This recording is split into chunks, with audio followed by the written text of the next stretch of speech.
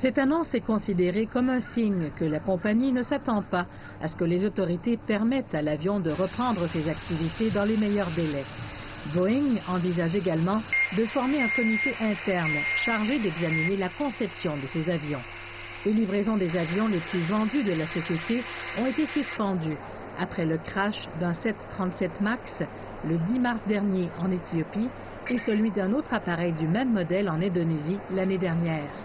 Des centaines d'avions semblables ont été cloués au sol partout à travers le monde. Dans le même temps, la Federal Aviation Administration aux États-Unis a lancé une étude internationale sur la sécurité du 737 MAX. L'organisme a déclaré que les procédures pourraient durer jusqu'à 3 mois et concerner tous les pays ayant acheté l'avion.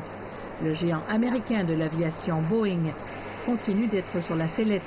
Cette situation fait suite à la publication du rapport préliminaire sur l'accident d'Ethiopian Airlines le mois dernier, qui a coûté la vie à 157 personnes. Le PDG de Boeing a d'ailleurs dû faire des excuses publiques à ce sujet. Chez Boeing, nous sommes désolés des vies perdues lors des récents accidents du 737 MAX.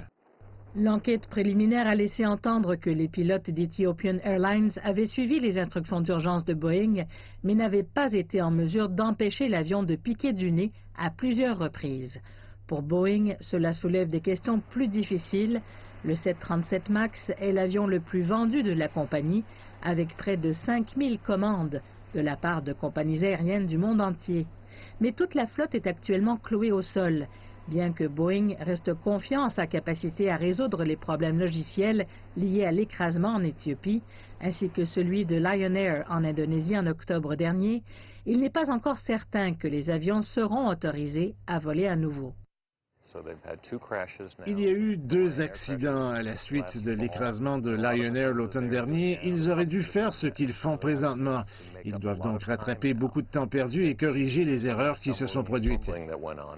La pression continue de monter pour Boeing. La société pourrait désormais devoir verser d'énormes compensations aux familles des victimes et aux compagnies aériennes. Une première poursuite judiciaire a été déposée aux États-Unis et d'autres devraient suivre.